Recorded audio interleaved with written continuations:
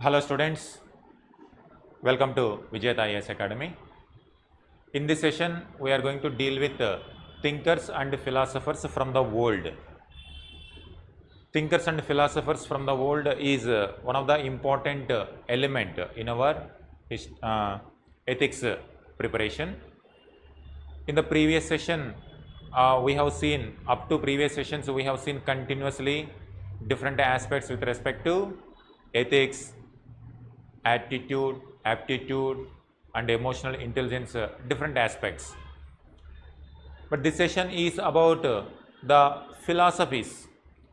Like when it comes to ethical and moral aspects about any society, it could be India, it could be Greek, it could be USA, Europe, any place.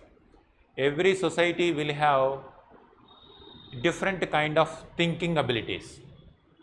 We human beings, here we need to see when it comes to philosophy, most of the philosophers, they see humanity as a whole single unit only. They will not differentiate. In fact, these people are different countries and we are different countries. Mostly philosophers, they will not differentiate in such a segregation manner. They try to see whole humanity as a whole. They try to understand the human, the thinking capability of the human itself. That is why their philosophies also apply across the world. It need not to be that a philosopher need not to be from India only to apply for India. Even for the philosophies from the world also applies to India as well, because they think as a human perspective and we are also humans. Same is the case with Indian philosophers. When they talk about some philosophy in the Indian context, but they are going to think about entire humanity. That's why Indian philosophers are also studied abroad. That is why UPSC has given syllabus thinkers from India also at the same time at world level also. In this session, we are going to deal with two important philosophers. One is Socrates, another one is Plato. Like we have seen in case of Chanakya, and also in which context Gandhiji was operating his thinking abilities, in which context Chanakya has given his philosophies. We also should know in which context these philosophers are also giving. Then if we understand that, then understanding their way of attitude and their way of thinking also, we can understand. Possibility is there to understand in a better way. Suppose to understand when it comes to in which context Socrates and Plato were giving their ideas, we have to know little bit about old history. In the previous session, I have given that in the Indian context, in which context Chanakya was giving philosophies in the Indian context. Now to understand it, let me draw.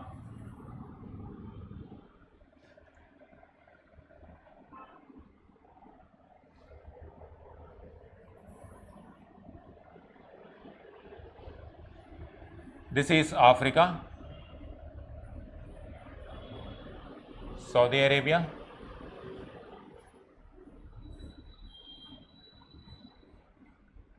different geographies have provided different philosophies. India also provided, China also provided, present day Iran also. When it comes to world level, here we are talking about, here there are some countries like Greek and Roman Empire. Like in case of India, India Empire, like that Greek Empire was built in ancient times. In India, like Mauryan Empire. Similarly, in case of Greek, there was a very famous Greek military general. His name is Alexander the Great. Every student might be knowing this name, Alexander the Great, known for the most brilliant military general ever seen by the humanity. He was operating in which year? He was contemporary to almost the Mauryan dynasty. Nanda dynasty was there. Nanda dynasty was replaced by Maurya, Chandragupta Maurya. Chandragupta Maurya, Chanakya time period. Chanakya, say like 321 BC. This is the foundation of Mauryan Empire by Chandragupta Maurya. Chanakya was helping Chandragupta Maurya in doing this. 321 BC Maurya. Alright. Now when it comes to 321, Alexander Great just about this time period only. He died in 323 BC. So you can just you see in which context Chanakya was giving the Indian philosophy. He has given Ardhashastra and statecraft, and what kind of philosophy he has given with respect to Mauryan Empire. Alexander 323 BC he died, and when it comes to 336 BC he became the ruler. He became ruler in present day Greek Macedonia, that is a small state in present day Greek. Above the Greek, earlier they were all part of Greek principalities. From there he started, and he is going to conquer all these territories. One after the other he will come, and he will come, and he will come up to northwestern part of India.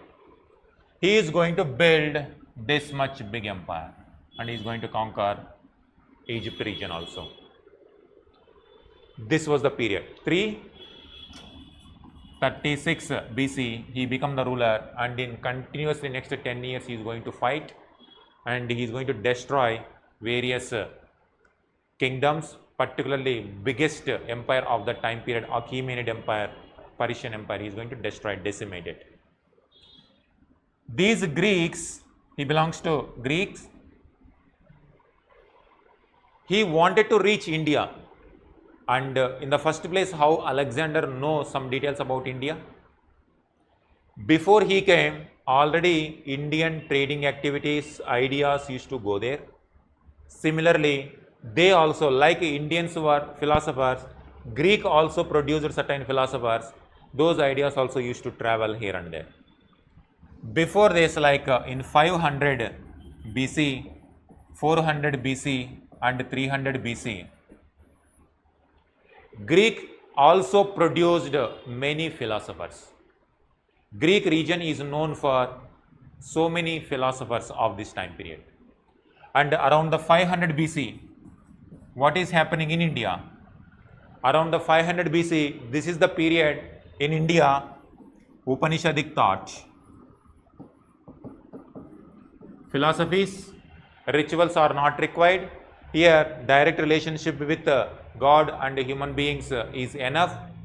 You need not to perform any rituals, and people were thinking about what is the relationship between nature and human beings, who are the part of human beings, what is the relationship between this universe and humans. That kind of ideologies were coming in the form of Upanishadic thought. Inspired by that, Buddha also gave his ideology, that is Buddhism, and Jainism also. So different philosophies emerged in 500 BC, and this is the context in which Greek people were also giving some ideas, and famous philosophers of this time period, Socrates and Plato. So this is the context in which we are trying to understand. In case of India, why Upanishads, Buddhism, Jainism, these ideas emerged? Because the previous ideas like rituals, sacrifices, animal sacrifices, and when it comes to the by birth, giving some kind of privileges to Brahmanas and Kshatriyas, but not giving privileges to Vaishyas and Sudras, rich and poor divide, truth and non-violence, truth and non-violence are not there. Everywhere some kind of social evils like robbery, stealing, violence in the form of so many reasons. Somebody wants to more land for rulers, somebody wants more wealth, violence. In that way, so many social evils emerged during this time period. As the society is becoming complex, economic activities are becoming more and more, and the people were also trying to give solutions to that social problems. So simply, social problems were there and they were giving solutions. And same is the case with this also. Social problems were there and they were giving the solutions. So people started understanding and introspecting about the humanity, that is it what is the real meaning of life. So they are going to question, what is the meaning of life?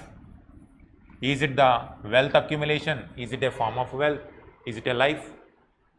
Or what is the need of the life? What is the aim of life? Goal of life? And these kind of questions in Upanishads also, Buddhism also, Jainism also. And same kind of thing was going on in Greek region also. They were also same thing. They were also wars and battles, continuous wars and battles among their kingdoms, small principalities, small kingdoms. And there was also wealth creation. Some were enjoying a lot of wealth, some were poor people. And now some people questioned what is the real purpose of this life. Some people are enjoying power, some people do not have the power. And some same kind of stealing, arrogance, then discrimination about certain people, discrimination. So like that, similar kind of, wherever we are all human beings only. In today also, in America also law and order problem is there, in India also law and order problem is there. In there also some kind of discrimination between white and black people, here also caste discrimination. Name is changing, but the character of the human character, discrimination against certain people, discrimination against certain people is same only. Emotion is same, treatment is same, discrimination is same, only names are changing. And here these people are speaking in Greek language, and when it comes to India, they are speaking in Sanskrit language, Pali language, Prakrit language. But the humans are same, human emotions are same, they are trying to give the solutions. This is the context in which Socrates is also going to give, and in fact he is going to criticize the existing social conditions and social norms. When he criticized the existing social norms, and he had to face even death penalty also. He was killed, he was punished for saying that he is creating disturbances in the existing social order by questioning the existing authority. According to Socrates, if you don't question it, the society will not improve. Society will degenerate if you don't question it. And why we need to learn these lessons today? Today also, if we don't question the existing social norms, society will not move forward. If we simply by saying our tradition, our customs, if we don't question the existing norms, then we will go backward, other societies will go forward, and one day somebody will come and occupy India. That's what British have done it. And we don't know what kind of implications it will be there in future. And overall, people themselves will suffer. New kinds of diseases will come, but we will not be ready with the new kind of equipments. We will not be ready with the new kinds of medicine. Other countries will develop new kinds of weapons which are going to harm India, and we will not be advanced, because we will be dealing with our past customs, but we will not advance. If we want to advance, we have to question the existing knowledge, then only we move forward.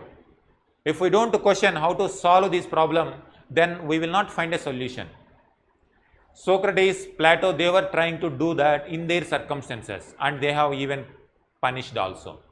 And this kind of problem is not once. Even Jesus Christ was also crucified. Why? What is the reason behind it? Same. He was trying to give a new message of love and peace, and he is trying to question the existing social order. The old social order is not happy about these new elements. That's why they were crucified. And similarly, Socrates also was questioned and sacrificed. Even in case of India also, if some philosophers are trying to question that kind of norm, even they also faced questioning from the orthodox. They were also faced threats also from the orthodox people. Intense debates used to happen between the people. Intense arguments used to happen between the people. That's why every society, it is always going to be like that. But despite that, they have shown the courage to question the order. That's why they remain in the history. today also we are trying to understand them. Why? Because whatever they were doing even today, we are in 2500 years ago, the story that happened 2500 years ago. And even today also their ideas are relevant. That means you can see what kind of greatness they have achieved by questioning the existing norms and also by questioning the existing social evils. So this is the context, and now let us see what Socrates was trying to say in his lifetime. And this was part of the syllabus. The fifth unit contain contribution of moral thinkers and philosophers from India and the world. He is Socrates, 470 to 399 BC, that means before Alexander the Great. Alexander also belongs to the same Greek and he also belongs to the same region. Socrates, and he faced death penalty also for questioning this. And what is his philosophy? And he is saying that virtue and knowledge. He wants people should question the existing ideas and get the knowledge, become virtuous. The core of his ethics is the belief that virtue is knowledge. A person who truly understands what is good will naturally act in a good way. So people must strive to know what is good and what is bad. That's what ethics is all about. Ethics is all about talking about what is good in the particular circumstance, what is not good in the particular circumstances. Some are universal values, some morals and ethics will have different, based on different circumstances, different interpretations will come. But people can come to know about what is good and what is not good only by questioning it. And he is asking the people, a person who truly understands what is good will naturally act in a good way.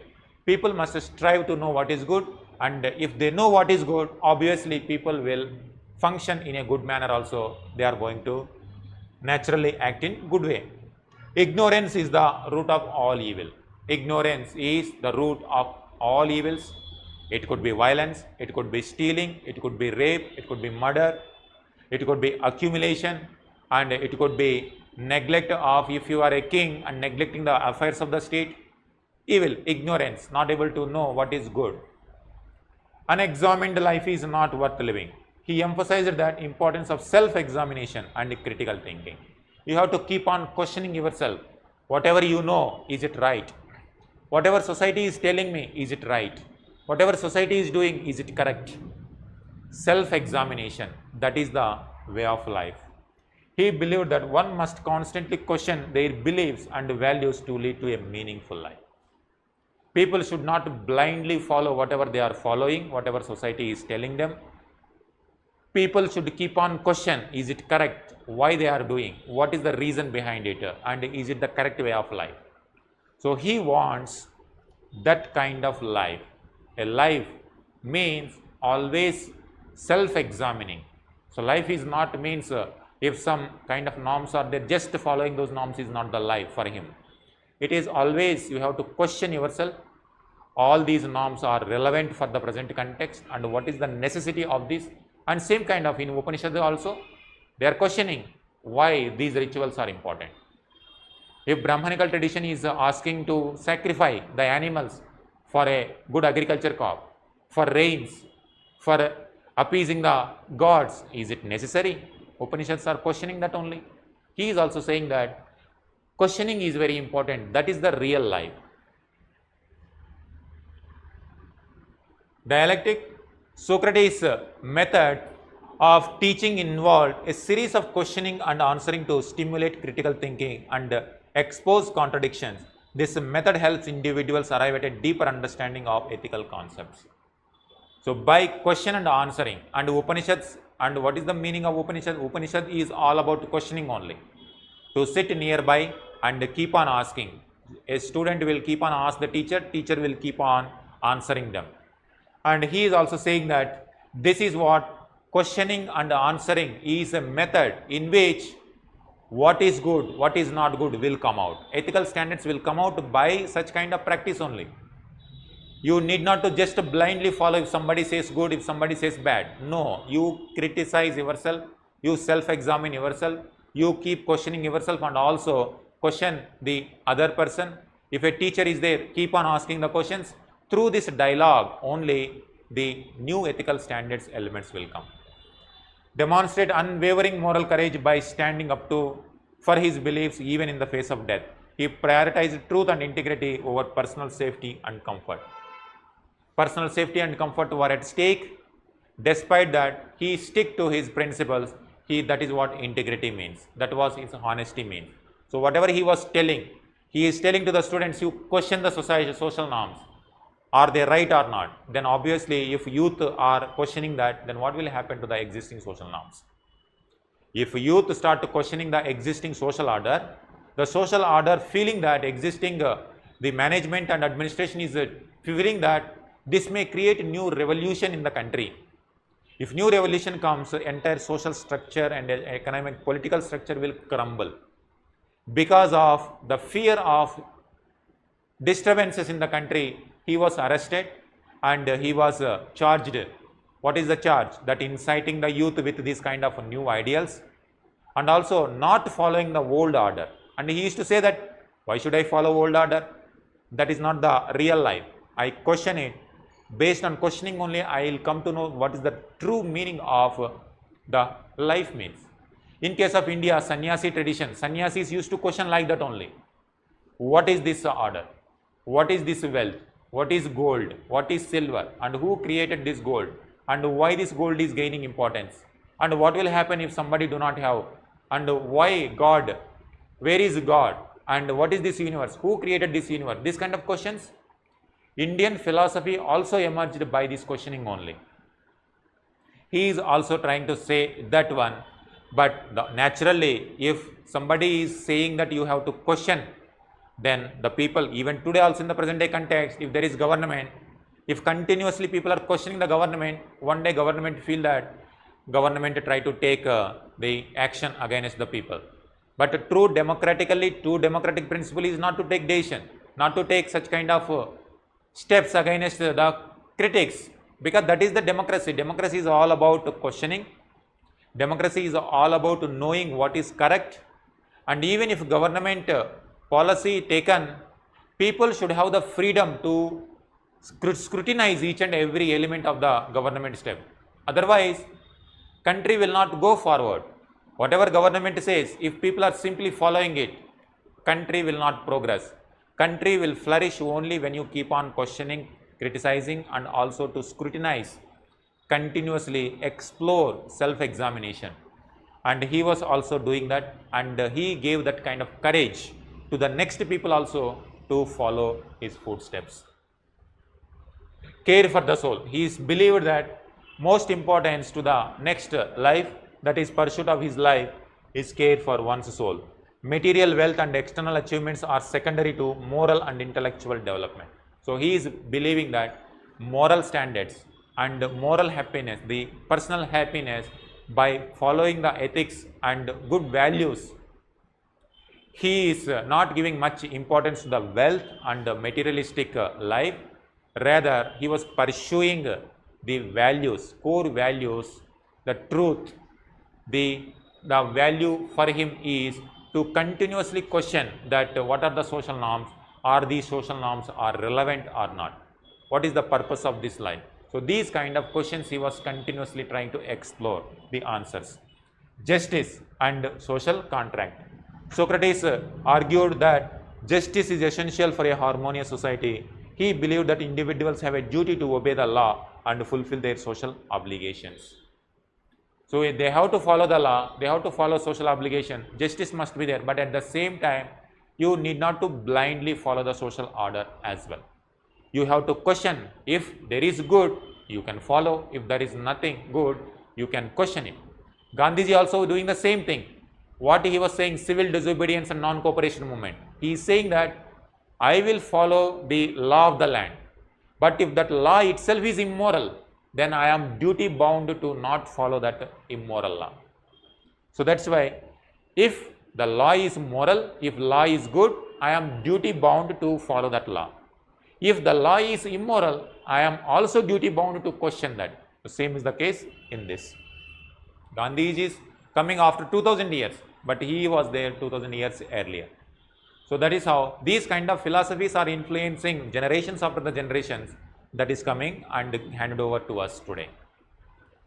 Role of philosopher. He is saying that philosopher's role is very important in the society. The role of philosophers, he saw as a person who challenges prevailing norms and stimulate intellectual growth in the society. The philosopher's role is to pursue truth, wisdom, even if it leads to unpopularity. The philosopher should always look for the truth. What is true? What is truth? Suppose if war is happening, in those times, those were the continuous wars and battles used to happening. If government is going for the wars, people should question what is the necessity of this war? What is the truth behind this war? What are the reasons for this war? And is there any truth, whatever reasons that government is telling? And if they are saying that the Greek gods, they used to follow Greek gods, he is trying to question where these gods and who gave these gods? Are the gods really existing? So he is trying to examine that. And obviously, if somebody question, when it comes to even orthodox religions also, if you start questioning the God, then they will be punished by saying that you are not following the existing norms.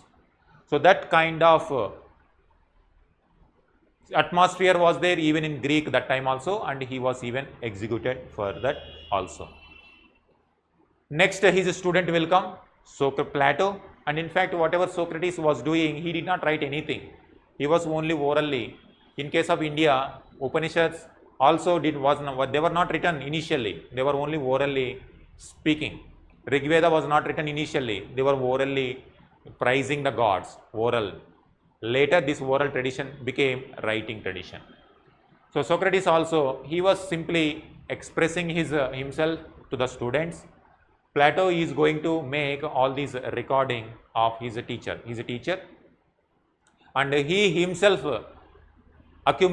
gain importance in the history by creating his own mark on philosophy. And today, Socrates, Plato, Aristotle, they were considered as the root foundations of the Western philosophy today.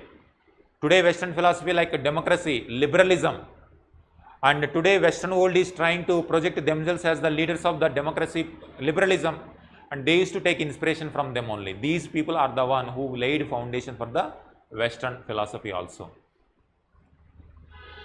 Plato, theory of forms and ideas, and he is going to give more better way of understanding philosophy. He is going to give what are these values that a society must understand, what are the values a society should follow, what are the good values, and what values must a individual and a society as a whole should follow, so that society as a whole will flourish, society will have harmony and compassion among the people. So some of these philosophies like this. The physical world is a shadow of imitation of a higher realm of perfect forms or ideas.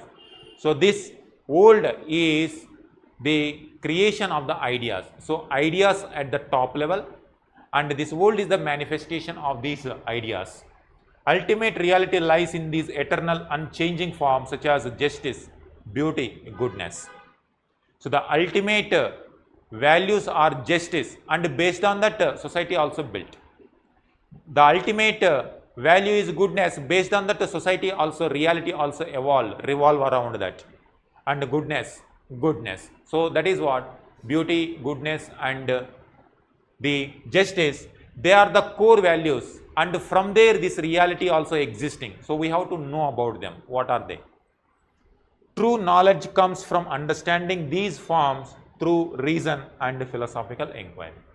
Common people cannot understand this. Common people see only reality, that who is the ruler and who is the bureaucrat, and what are their actions, where they are going, what they are fighting, and what is the materialistic wealth, what forms of wealth they are accumulating, how they are enjoying the materialistic. These are the realities. But according to him, these realities are built based on certain core principles. They are justice, goodness, and beauty. People cannot understand them with just by looking at them. They have to understand by reasoning, by philosophical inquiry. Tripartite soul. The human soul is divided into three parts: reason, spirit, and appetite. The rational part seeks truth and knowledge. The spirited part seeks honor and courage. The appetitive part seeks physical pleasures and desires. So this is how the common, we need food, we need pleasure, that's why that is at the one level. Second level, people look for courage and honor. When you are a warrior, people don't want to be killed in the wars, and people don't want to die without showing the courage, not as a timid person. People want to fight till the end, and even if they die by showing courage, they are happy. The not top level, the truth and knowledge. So seeking the truth, seeking the knowledge, that is the ultimate combination of everything is the soul. So he is trying to give somewhat more rationalized and systematic arrangement of these philosophical ideas. Ideal state. He is saying that what is the ideal state, what is the ideal country, ideal nation. He is saying that the ideal state mirrors the just soul. It is composed of three classes: philosopher kings and warriors and workers. Ideal state means what is the ideal society.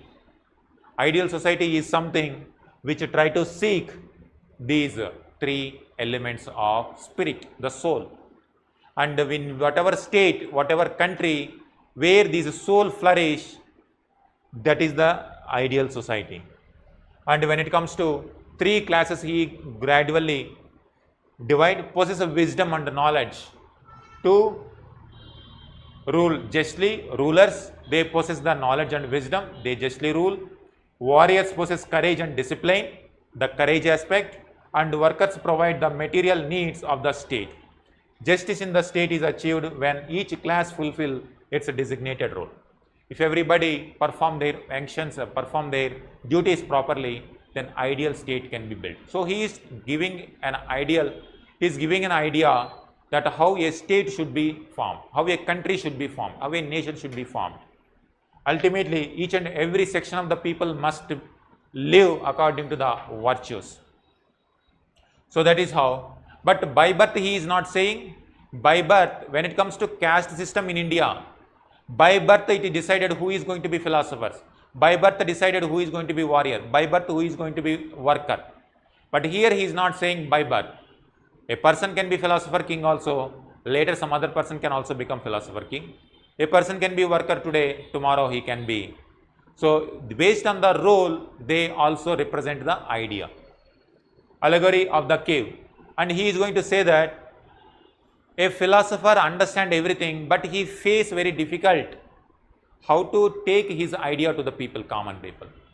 And he is trying to compare like a cave.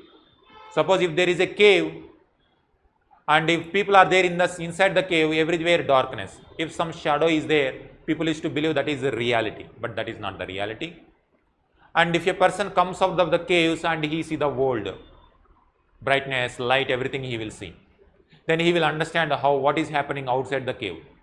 Then if you go inside the cave to tell them that outside this is the real, then the cave people do not understand what he is trying to say.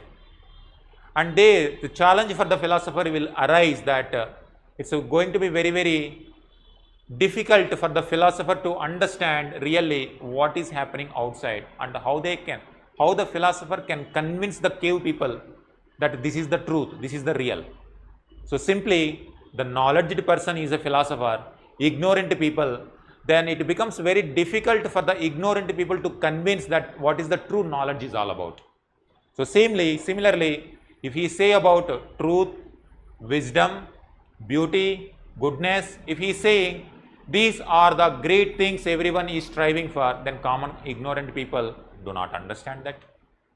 That's why he is trying to compare. It's like a cave. It's very difficult for the philosopher to convince the people with the ideas. Cardinal virtues: wisdom, courage and temperance, justice. So he is saying that these are the fundamental elements. If people follow these elements, then a country also going to be very ideal country. People live at the maximum potential level, at the most happier state. Importance of education. He says education is very essential to give these kind of values.